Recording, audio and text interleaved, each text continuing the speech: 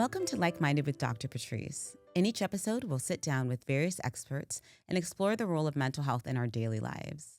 In this episode, we're diving into the emotional reality of life online, what it means to be a creator in an always-on world. From the grief of losing a parent to the pressure of turning every moment into content, our guest, Patrick Zeinali, gets honest about mental health, burnout, and the not-so-glamorous side of YouTube fame. I'm joined today by Patrick Zeinali, YouTuber and cookbook author of It's So Easy to Make. A culinary maestro known for his simple recipes that combine his passion for food with creative flair, Patrick brings humor to the kitchen with his comedic skits, charming audiences with the perfect blend of cooking and comedy. Welcome, Patrick. Yeah, thank you for having. Are we starting? Yeah, let's start. Why not? Okay. Yeah, We're here. We have mics. Thank you so much for having me. I'm excited to be here. Yeah, I've watched a little bit of the episodes, and I really like what you got going on. Yeah, thank you. I've watched a lot of what you do, and I think it's really interesting. How the things that you talk about, and how there's always some education, in what you talk about as well. And I want to get into the cookbook and everything with you, but cool. Since this is a mental health podcast, I want to talk to you about your mental health journey. You've been really open about it.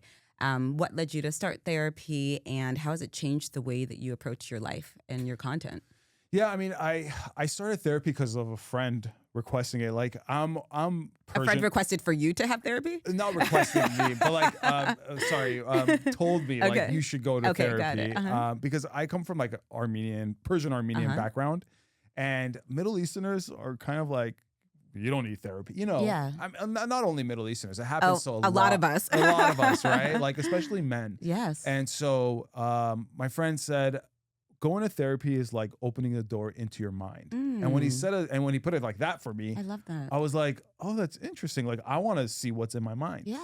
And I went through a really bad breakup. Okay.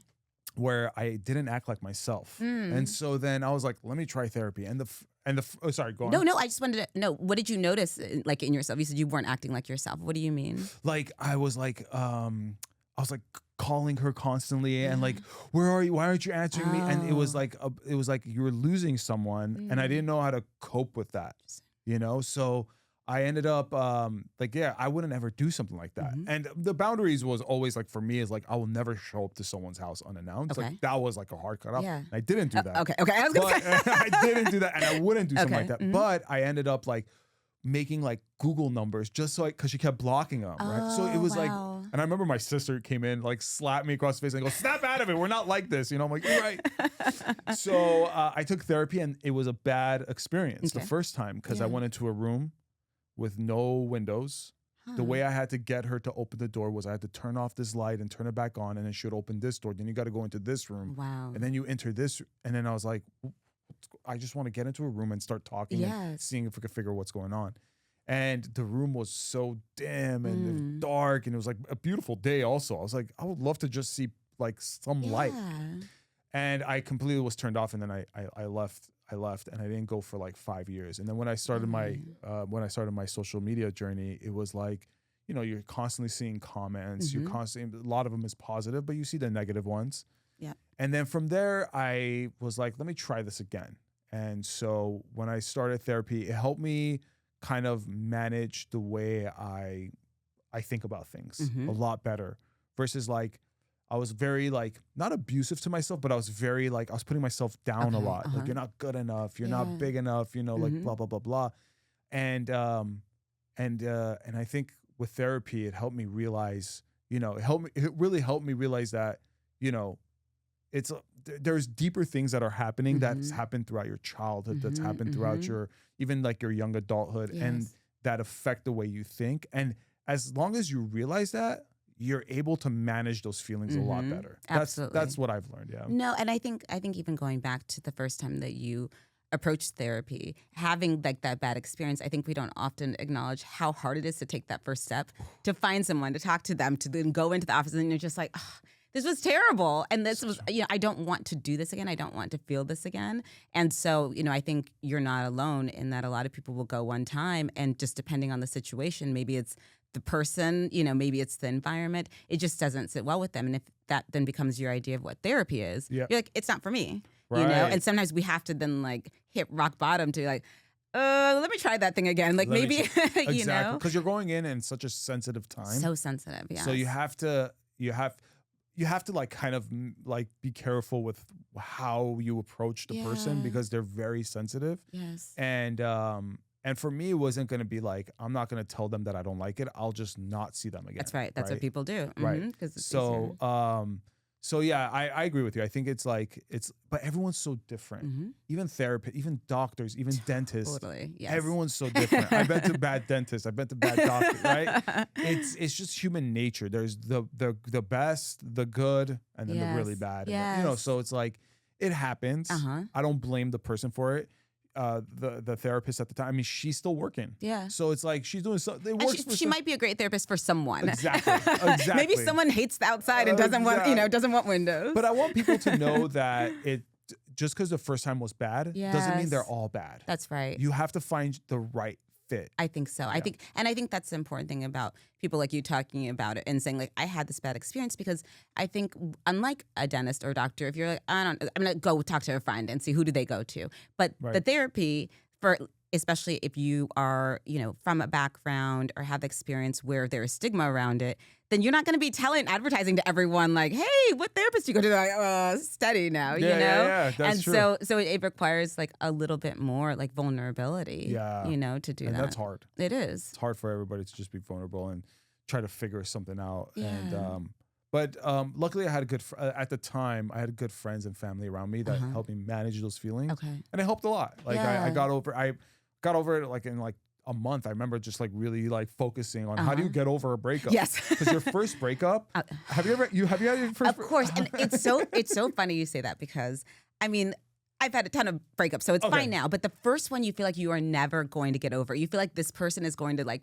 wreck your soul for the rest of your life, right? And now you're like, I don't remember that person's last name. Like I can't even picture them in my head. I don't even know what they look like anymore. Exactly. But there was a time, and I remember like going through this with a friend where she had never had a bad breakup, and so like we were well into like our 30s, and she was devastated. And I was like, oh, because you've never been on the other side of it. And you don't know that you will be okay, that you will not care about this person. You will not be thinking about them all the time because you haven't had that experience. So I almost think like having those bad breakups was kind of like it's almost a blessing in a way, because then you can get to the other side. You know that like one person is not going to be able to destroy you, And that's the thing. I remember my sister telling me that. She's like, I promise you, if I'm wrong, never talk to me again. Because she's been through breakups. She's like, you are going to be 100% okay. Yes. And then I'm on the phone like, really? Yeah. Because you can't even imagine. But then now on the other side of it, then you're like, oh yeah, of course. And you could tell someone else, but you almost kind of have to go through it yourself. Yes. To know that you are going to be okay. And luckily you have, I don't know about you, but I had people around me. They're like, dude, you're going to be fine. Yes. Like, trust me, this isn't a big deal. But at the time, it feels like your world is shattered. Oh, it's everything. Yeah. It's everything. Like nothing else matters. 100%. Absolutely. It was such a crazy feeling. Yeah. But I also think it's important to go through a breakup. It helps you with other things in life. Tell me what you noticed. So like one thing, like when bad things happen, like for example, you get fired from a job. I have never been fired from a job, but I'm just using that as an example. But like, you're like, other people get fired, but not me. I guess like for me, it's like losing something that like when I lost my, I used to play drums. Someone stole my cymbal. Oh man. It was like, that was my favorite like piece of drum equipment. Yeah. It was this like really expensive cymbal, and someone stole it, and I was bummed out about it, but I was able to kind of get over it a lot quicker, because I was like, you know what, it's a piece of damn blah blah blah. I could buy another one. I'll work hard. Yeah. Karma will get to that person, and I'll move on with my life. Yes. So it helped me with that, and then it also helped me, like, I lost my father in February of this year. It helped me manage those like knowing that, listen, that's hard. That's really hard, because like when you lose like a close parent, those feelings. It was so weird how you were feeling at the time. I lost my dad through cancer. Okay. So you saw the slow motion death. I don't know what the feeling is when someone has a heart attack out of nowhere. Or like an accident. And That I don't know what that feeling's like. They're both horrible. But the cancer for me was like, it was like when you first heard it, you're like, okay, we'll go through chemotherapy. We'll go through we'll do the whole process. Yes. I'm like Googling the survival rates and stuff. You're just trying to inform yourself. Absolutely. And like things were getting better, and like you were starting, okay, cool, the tumor has shrunk down, it's almost invisible. And then all of a sudden it comes back with vengeance. And then Yes. you just see him get crippled and like slowly, you know, Yeah. like lose his life, and you're watching it happen. And that was like, it was like me realizing, like, especially like it's not a breakup, but it's you losing somebody. And Yes, this is like you're losing absolutely. like your dad, you know, Yes. someone way closer. But I was able to at least take a little bit from my old experience of like managing those feelings. It was hard. There's times you break Yes. down and stuff. Yes. But I realized, like, it, as blunt as this sounds, it's the dark reality of life. You're gonna, Yes. one of us can get cancer, or one of us Yes. could just pass away by getting hit by a car. And it's so sad, but it's like, when you realize that, you're kind of able to like try to move on from it and try to live a normal life after losing a close parent like that. But yeah, I think like the day he passed, it was like this bittersweet feeling. Okay. Because Tell it's me like about he's that. not in pain anymore. Yes. You know, he's gone. It's like Yes. I remember my mom called me that morning, and I was in the bathroom. I go, "Yeah, Mom," and then she goes, "Your dad passed," and it was like this. Oh my God, he's not in pain, and then Yes. oh shit, he's gone. He's and gone. Then the cries come, right? Yes. So- Yes. And you know, I'm so glad you're talking about this, because I think that there's complexity in grief. You know, when you see someone suffer for a long time, like you said, you are glad they're not suffering anymore, but that means they're not here anymore. Yes. And so, like, how do you deal with both of those things, right? And Exactly. sometimes it comes in waves. You know, if you lose someone suddenly, I think a lot of times we think, "Ah, I wish I'd said this.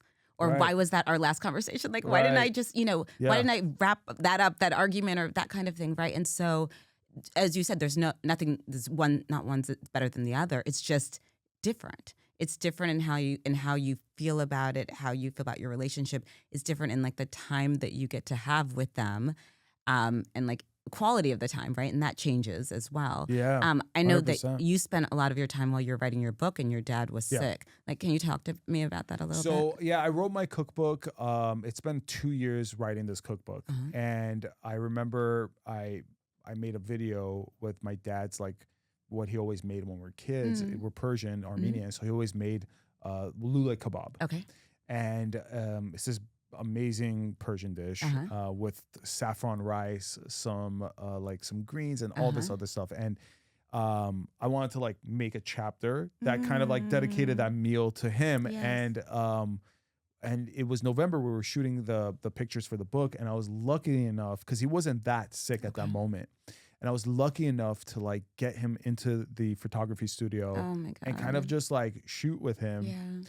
And you know, being the Persian dad that he is, he walks in and goes, he sees all this stuff. He goes, "Are you paying for all this?" I go, "Dad, Don't worry about it, Dad. Don't worry about it. Somebody's paying for it, not me. It's getting done." And so I just told my dad, like, no, we're good. Like, don't worry. Like, I'm fine with money. I know you're worried all the time. I'm good. And then yeah, he was just super excited that the few days before he went shopping for clothes, my sister helped him get dressed. He was like, he drove there. That he was that Really? fine. Yeah. And everyone at the studio was super nice, and we got great shots. And then yeah, and then everything switched. January comes, everything just went gone. Wow. And like you're like, oh God, it's happening? And then me and my sister were like coming to realize like, oh, okay, we're gonna lose our dad, and Yeah. we just came to terms with that. So we had time to prep for the death. Uh-huh. You know what I mean? I do. I've had so many nights where I just cried and cried and cried, and then towards the end, I went to see him 2 days before he passed. Walked out, called my sister. I go, I can't see him again, Really? because it's like you're just seeing a shriveled up I know. person. I'm like, I can't. And I went. But I walked up to him one last time. You did. I said, "I love you." He said, "I love you." And I'm like, I walked out bawling. I was like, Of this course is, you did. you know, it was so hard. And I went into the car and I just sit there for like 30 minutes, just yelling and crying, you know? Yes. So I let it all out. And then the day that it came, it was crying. But I think the worst was 2 days before his death, of just seeing this shriveled up. Like, this guy like Yes. raised me, you know? So it Yes. was tough. It was really tough. And then I decided the book is dedicated to him, because he Oh. got me into cooking. Yeah, guys, Yeah. because that was his influence and everything. Of course. Oh, Big, amazing. big, yeah. I mean, Patrick, like when you're talking about, seeing someone like change before your eyes too, I think, we as humans like want to see want to see that person is the best version of them. Oh, yeah. Like you said, he's the man who raised you. You want to see like the strong guy, you know, like fit, healthy. Yeah. And like that's the memory that you want to have, right? And sometimes that happens, you know, and sometimes we don't get that, you know. Yeah. And I think that's also part of like when we're trying to prepare ourselves, it's like, okay, this is how I want to remember them. But you will still see that version of him as well. You'll have both. Yeah. You know, you Yeah. have him like fighting till yeah. the end, and you also have like the person who raised Oh, you, my you goodness. know? Yeah, yeah. And it's funny, like what helped me a lot, it's really weird, but when he passed, I remember I would have like conversations in my head and Yeah. I would speak for him. Oh, and like, give me an talk back example. to- Give me an example. So like I'll like get angry at something and in the back of my head, I just hear my dad's voice like, come on, calm down. You don't need to get mad. He says it in Armenian, Yeah. but I'm saying it in English. He's like, calm down. You're gonna be Yeah. fine. I'm like, I know, Dad, but like, you know, this is frustrating. And then I'll reply for him in my head. Oh my God. Right. So this is like this. So it's like this back. I'm like, you're right. And then I'll like, I did that a lot. I don't do it as much now, but like, that helped me a lot because it was like I'm talking to him. Yes. And I You heard his are. voice. And you know what he would say. Like you know him well enough that you exactly. could, you know, and that it's so beautiful that still can be like soothing to you and comforting to you. Like it's still there. You always have that available. I do it from time to time. Yeah. Not as much anymore. In the beginning, I was. Helped me so much. Yeah. Weird. It was really weird, but it helped me so much. And then I remember having a dream. I was just going to say, did you have dreams? Because my father passed away like 5 years ago, and I would have dreams. Thank you. I would have dreams about him, and like, you know, and it would feel so real. So that's so funny that you're saying. There was one dream that felt so real. Tell me, what was it? It was me. It was nighttime. I was walking down the street in LA, and I was like, I gotta call my dad. Yeah. And then it became a lucid dream. A lucid dream is when you know you're dreaming. Yes. Right? It became this lucid dream. I'm like, oh, wait up, I'm dreaming. And then Really? Yeah, I lucid dream a lot. Okay. Yeah, it's not like a unusual thing. Yeah, not unusual at all. I'm like, oh, damn, I'm dreaming. Okay, let me try to call him. I call him and he answers. I go, what's up? He's like, hey. And like, this is back and forth. How are you? I'm great here. I'm great. I'm watching over you guys. You guys are great. Just know we're fine. I'm fine. I'm having a good time. I go, really? I go, how is it there? And, you know, like, what's going on? Yeah. He goes like, we're just here, you know, like, and then he's like, just take care of your mom, take care of your sister, and don't worry about me. Like, Oh my I'm good. I was like, God. oh, okay. And then boom, I wake up. I was like, whoa. Yeah, and I That's still remember that because that wild. was the most vivid. Yes. There's dreams where I saw him, but it's like, you know how dreams are? Sometimes the face is mesh. Yes, and, yes, like, yes, something else, absolutely. you know? No, and you know who it is, but they don't look the way that they look in Exactly. life. Yes. But this one was the most vivid. And it was cool because it was like a lucid dream. So then I woke up like kind of happy. Wow. Yeah. And then my mom will also tell me, she goes, I saw your dad yesterday. I go, oh, how is he? You know, in the dream, you know. Oh, that's So, amazing. yeah, though. we're really good at like, you know, kind of keeping the spirits high Yes. during such a dark time. Yes. Like after the funeral, we had a dinner, a lunch. And we were like saying jokes, we were laughing, we were having a really good time. And Yeah. it was all to like commemorate him. You know? Yes. Yeah. But and I love it when that can happen. You know, when I lost my dad was around COVID, and I had a lot of other friends who also lost their parents around COVID, and to not get that kind of, we were able to have a funeral, and it made such a difference to have a ceremony where you celebrate this person. And yes, people told jokes, like, you know, and funny stories, right? And it felt so special to be able to do that, because when I see a lot of like my friends who did not get to have that kind of ceremony, like honoring that person and like their whole thing, and you know, if they were a funny person, then you can laugh. They would want you to laugh, right? And like just having that lack of closure, you know, so it's so nice that you were able to do that in the spirit like your dad would have wanted, you know? And it was funny. I don't know if it's weird or not. And maybe people think I'm weird for this, but during the funeral, I cried a lot. The day after the funeral, I only cried twice after the funeral, and it's been how many months now? Like 5 months or something. So it's weird. I didn't cry at all. I think the closure helped a lot. Yes. And then the family helped a lot. Yes. But there was times like on my way back from Japan on the plane, everyone was sleeping, just started crying, you know, just thinking about him and crying, right? Yes. But it hasn't happened that often. So it's like, it's weird because it's like maybe that closure really helped me a lot. The family communicating with them Yes. often helped me a lot. But I don't feel horrible for it, you know? But I think I had, like, again, it was a slow motion death. Yes. So I think I had my time to grieve and all that and go through all that. But it was weird. It was really weird. Yeah, and I mean, I don't think it's weird. I think we all handle grief so differently. There's no right way. Even if you've never cried at all, that doesn't mean that you didn't love your dad. It just means that's not the way that you're showing your grief. Right. And so I think that to be able to have that, and then that if you need to talk about him, you have family that you're close with. You can talk about him. You can share a funny story, because I think what happens with us when we lose someone and then we're surrounded by people who don't want to talk about it, then that's where we really suffer, I think, even more, because it's like, okay, I got to carry this on my own. So I feel this way about it, but you can't handle it. You can't handle it. You don't want to hear it. That's going to make you sad. And then you're carrying like that burden, but you get to share this. And so you share the tough part, but also you can share the really wonderful things, And that made me also realize how important family is. Yes. Right? Because when you're younger, you want to be out all the Yes, that's time. right. You want to be independent. You want to do your own thing. But then you realize, wait a second, family is everything, because now they're relating. Like, my friends are great. I love my friends, but they're busy. They got to live their own lives. They got their own parents to look after, right? Yes. So they still maybe have both their parents, so they can't really relate, right? So family is so important, and you realize that the older you get. You do. Man, the only people really here for you is your family. I know, if you're lucky, right? If you're lucky, you have that. And when you lose a parent, also that idea that, like, there's only a few people who've known me since I was born. They've literally known me my entire life. You can have childhood friends, but it's not the same, right? And then when you see like that number of people dwindling, you really can, it can you can really do a number on you. You really have to like think about, what does this mean? It's so existential, right? To think about it that way. I know.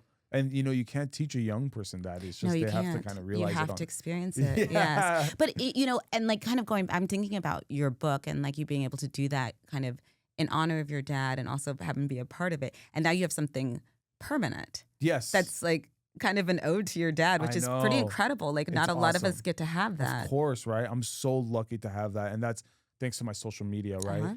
And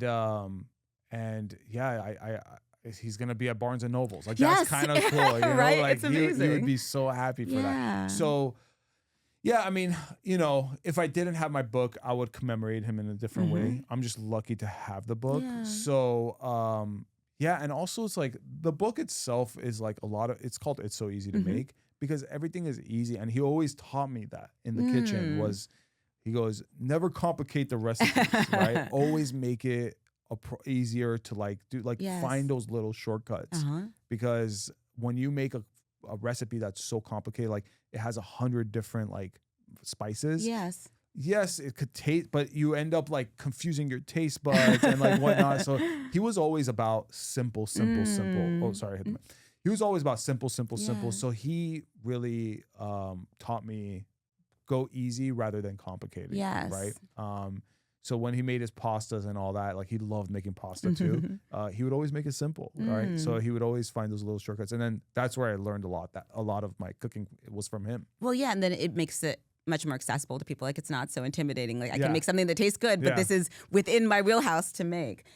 You're starting to talk about your social media. Like, I want to talk to you about the impact of being a content creator for a living, like the impact that has on your relationships, the impact it has on the impact that it has on your own individual mental health. What is that like? So it's interesting because I'm running a business, and when I got into social media, I didn't know what I was doing. I didn't know how to run a business. I didn't know how to hire people. I didn't know how to expand the business, and a lot of it, like, you learn as you go, but you realize, you always hear people go, you want to have your own, you want to work a 9 to 5, or you want to have your own job and work 24 hours, your own company and work 24 hours.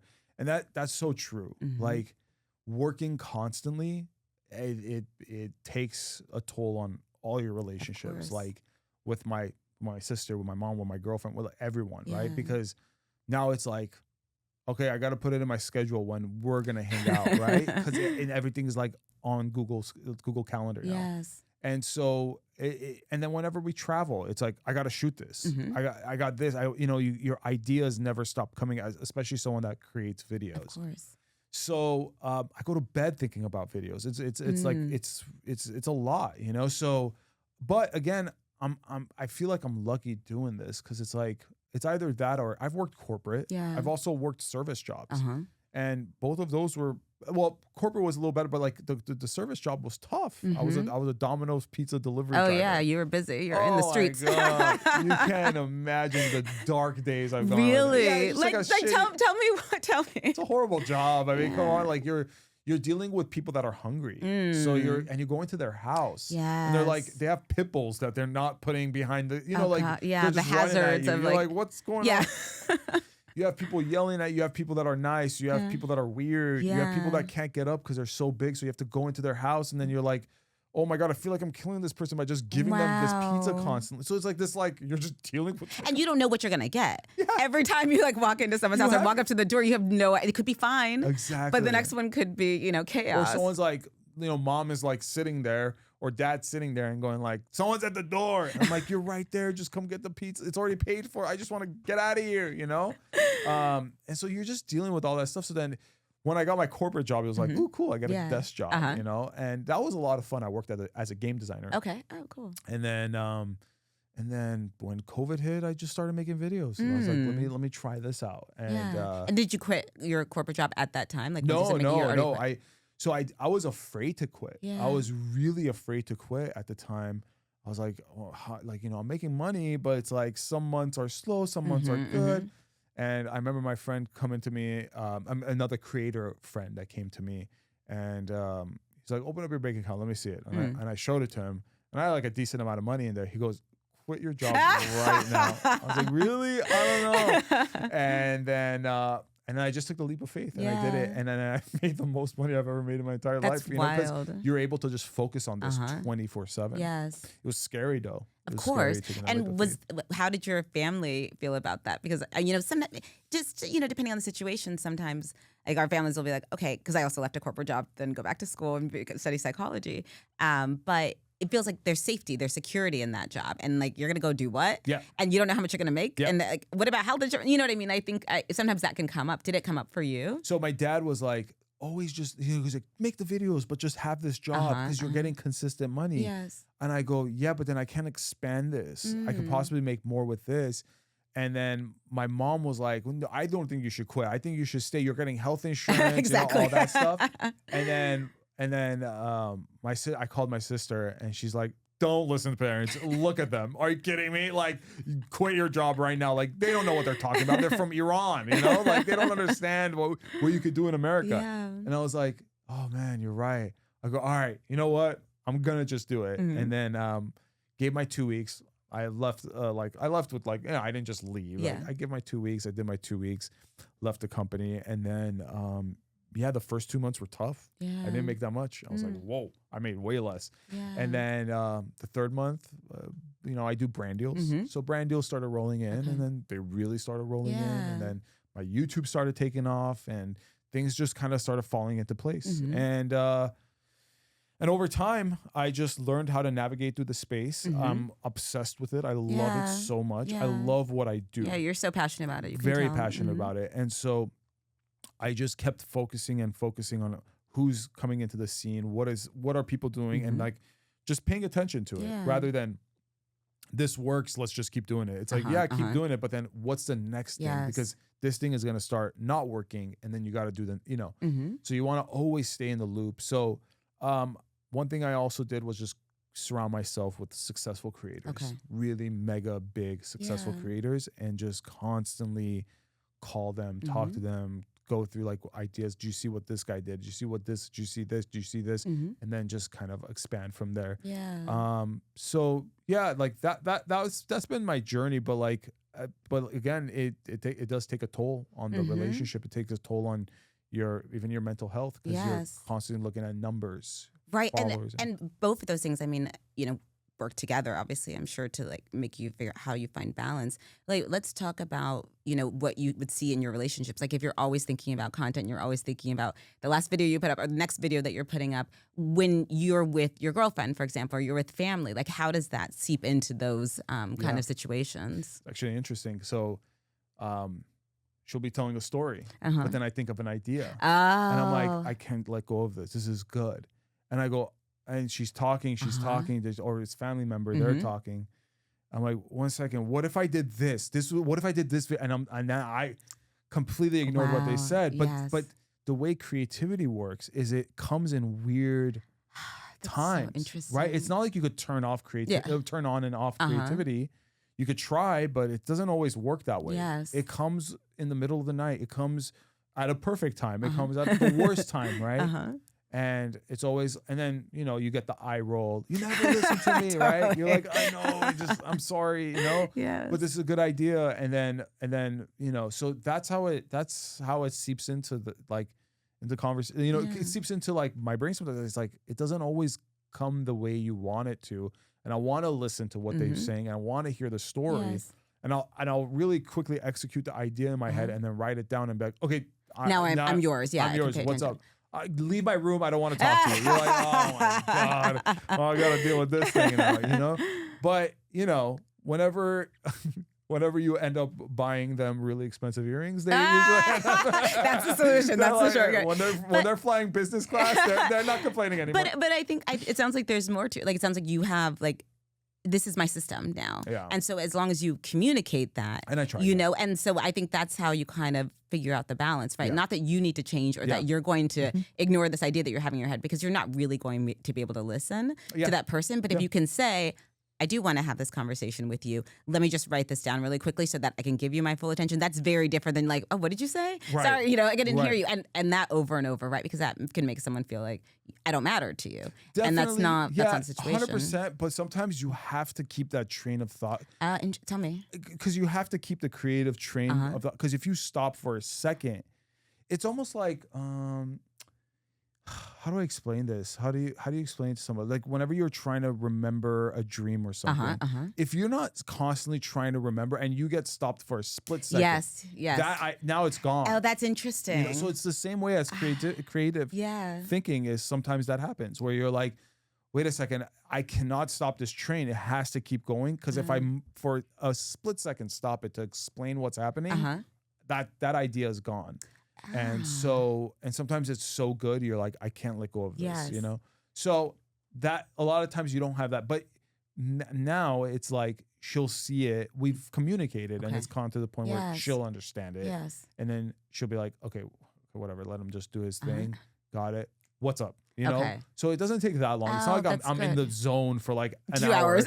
Yeah, it's like I need like 45 seconds to like 2 minutes sometimes, you know? That's so interesting. And then if you can have that conversation, to your point, when you're not in it, then it's like the person's not going to be surprised or taken aback, right? Okay, so you've had to have those conversations with loved ones to be like, course. This is how I operate, right? And this is what I need to do, and then I will be there with you once I get this out of the way. Exactly. Oh, that's so interesting. And this is why musicians actually, you know, some of the best albums written is like musicians lock themselves. Yes, you hear people like do that all the time. There's a reason, because then you don't have to worry about people. Yeah. And you have the people that are being creative in the same room, where it's like, if I'm writing a song with a friend and he's in the zone, I'm staying quiet. I'm not complaining. I'm going like, let him go. Yes. What's up? Okay, you're ready you're now. like, Okay. yes. You know, so this is why they do that.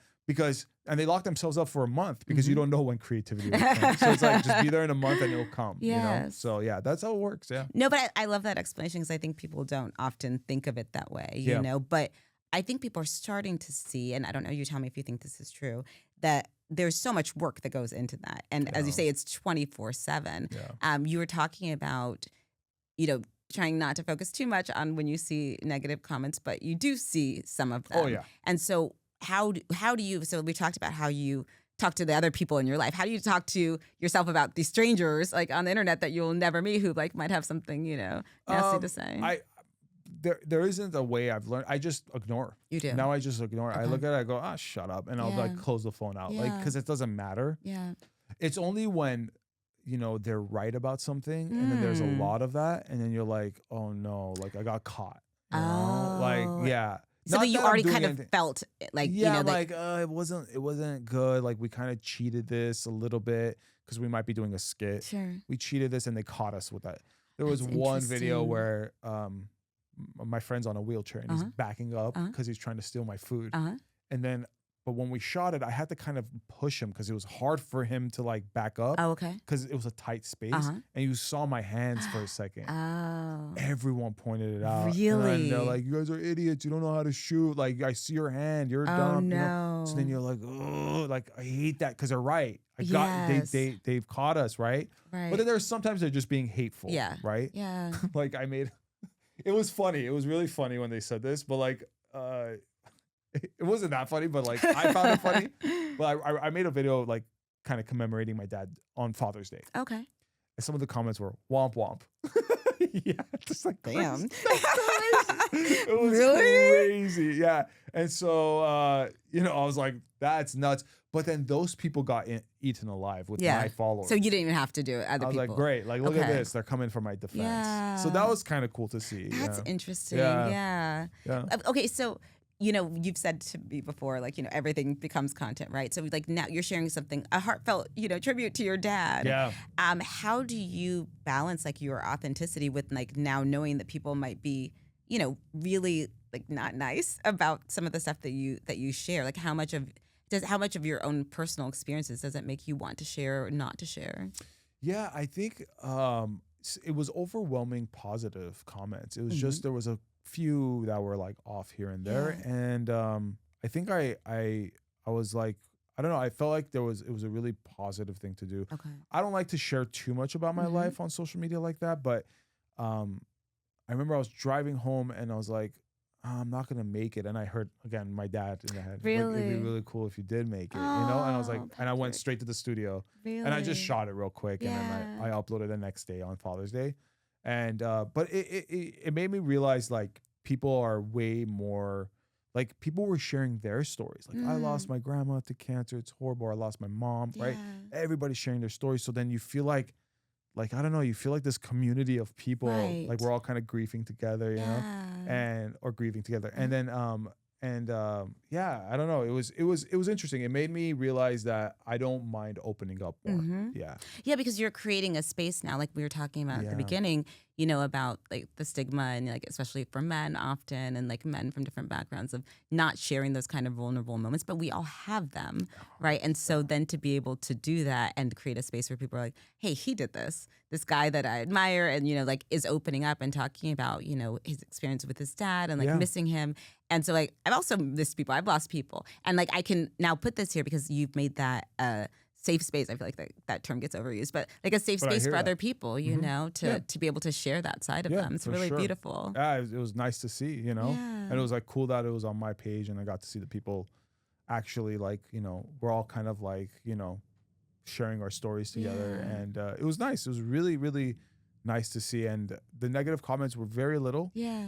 But the ones that were there, they gotten taken care of by other people. But there are other things like, oh, that looks bad. I hate this recipe or something like that, where you're like, oh, whatever, So I tend to like read comments less and less these days, just because it's the minority, right? It's the, like, if you have a video that has 10 million views and you have 3,000 comments, what percentage of like that's a minuscule percentage of people that right? Yes. They don't even, not that they don't matter, but it doesn't matter at the end of the day. Well, and then that you can kind of see as like that's about them. Like they are miserable, and that's what they're putting that. It's not about me or like what I created. Exactly. I was having a conversation with Risa Tisa, the TikToker, and she was talking about the comments and how she had to like kind of just protect herself from the comments because people, get really bold and really brave, like behind the scenes, and like say things that hopefully they're not saying to people in real life. I hope they're not. They're not. And so I think for you, like you're putting so much of yourself out there, even if you're not sharing a personal story,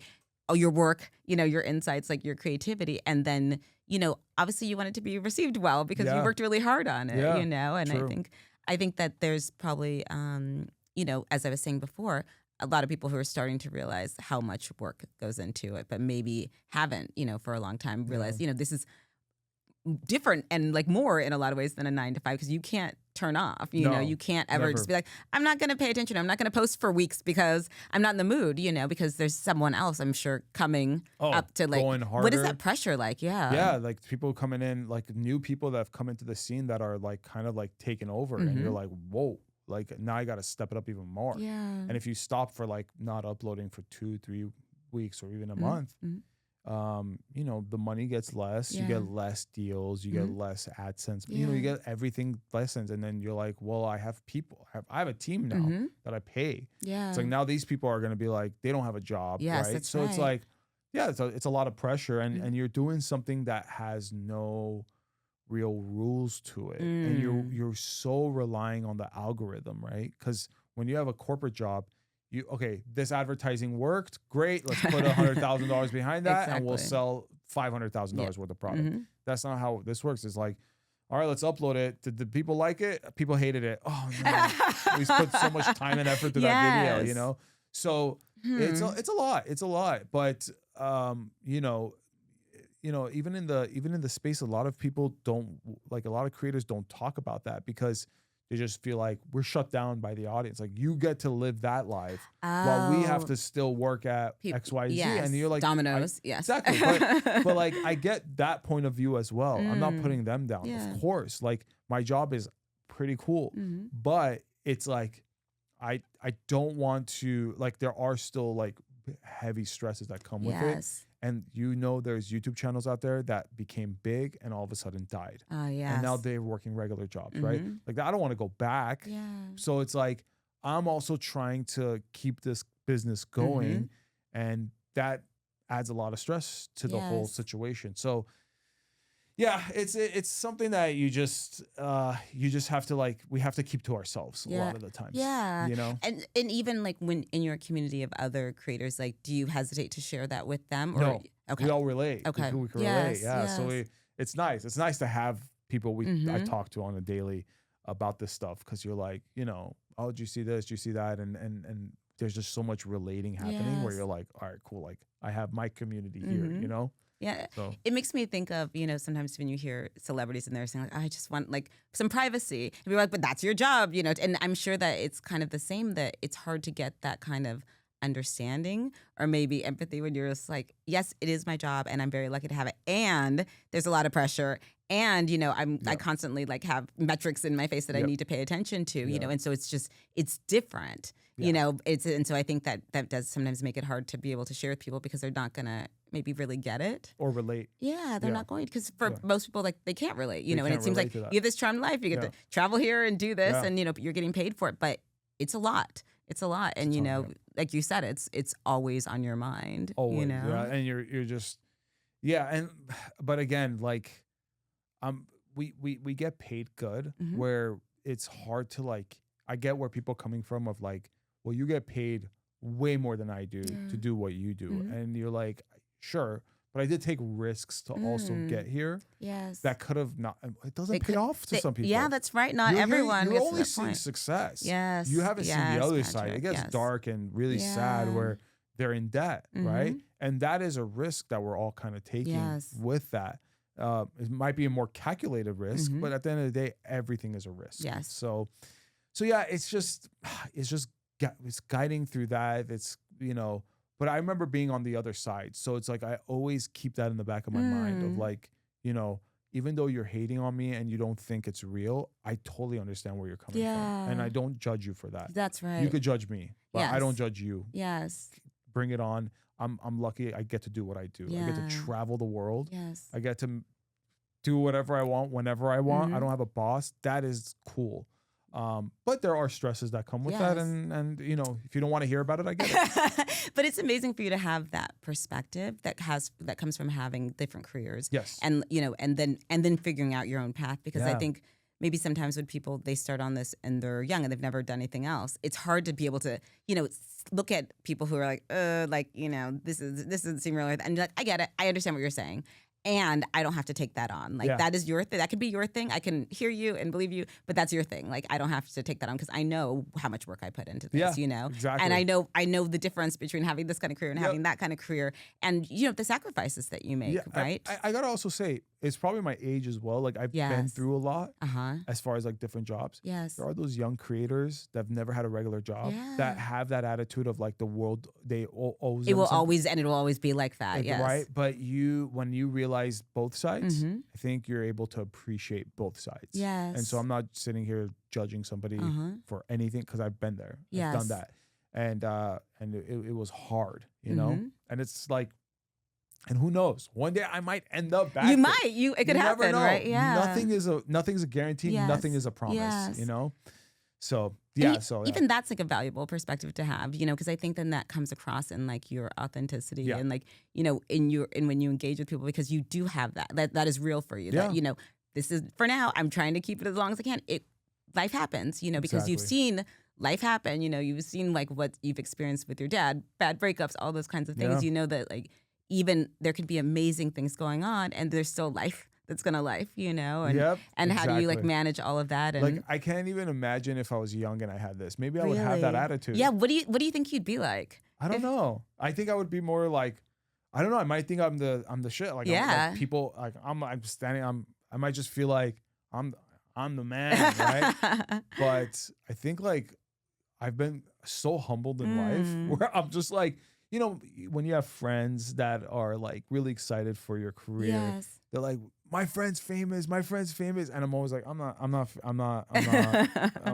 Please stop that. I don't like the intention, but I think that's because I came from like nothing, you know. So well, and you had to be able to find yourself and know who you were without it. Yeah. Right. So it's not like you're finding yourself in this. It's a different environment, and maybe there's like different rules, or you're making up the rules as you go along. But you already know who you are. You know, you already know what's important to you and like how you want to be in the world, and then that just comes through in this different kind of industry, in this different kind of situation. True. So I think it's such a gift. Yeah. You know that you have. I'm happy it happened when it happened. Yes. Versus younger, because I probably would have been a little, like, I don't want to say it, but like, who knows, you know? Yes. So I'm happy. I don't regret any of the decisions I made. I'm happy I experienced everything I've experienced up until this point. There's more to experience, but it's humbled me to the point of like, I don't ever sit here and say, I have this, I have that, you have nothing. Never. It's like, I have friends that are struggling. I'm like, dude, I get it. You know, like just try to get through it. I'm here for you. You know, like, rather than, come on, man, like make money, do it like I'm doing. You know, it's like it's not that, it's not easy. You know, and there's a lot of luck. There's a lot of luck. Yes. And it's like you can say hard work, but it's a lot of luck as well. It's a lot of luck. So don't discount that. Yeah, I'm sure that's right. Because as you're saying, you see people who are working really hard. Way harder than me. And you still just need a break. You know, you need that timing to line up. Exactly. Thank you so much for sharing your journey and, you know, all of your experiences. I think it's such valuable insight, like into a world that most of us never get to see. So I really appreciate it. Of course. If people want to find out more about what you're doing, please share your socials. It's Patrick Zeinali. If you just type in Patrick Z across every social media, I will pop up. I love that so much. Yeah, you don't even need the full last name. You don't need the full last name. He's everywhere. Patrick Z, and it should be the first one. I've tested this on many phones. People that I don't know. So you can find me on that, and we'll be making fun videos and entertaining videos, and I hope to see you guys there. That's wonderful. Thank you so much. Thank you for having me. Yes. Seriously, this was fun. It was great. Cool.